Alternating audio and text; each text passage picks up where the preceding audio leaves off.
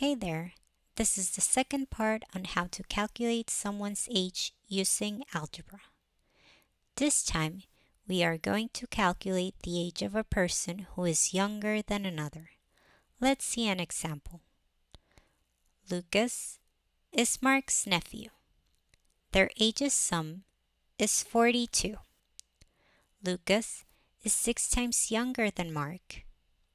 So, we have two important data. Their ages sum is 42, and Lucas is 6 times younger than Mark. We can represent Mark's unknown age with the letter X. Lucas is 6 times younger than Mark. This means it's only a fraction of Mark's age. Specifically, 1/6 of Mark's age. So we represent it as 1/6 X. Their ages sum is 42. So we can say x plus 1/6 x equals 42.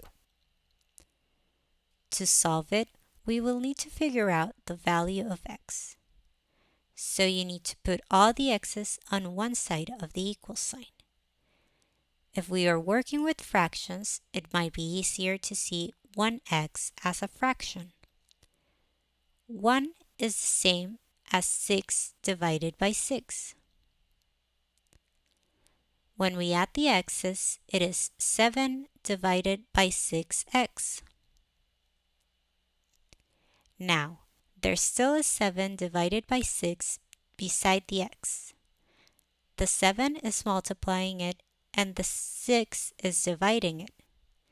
Since we need to leave x completely alone, we need to pass those numbers to the other side of the equal sign.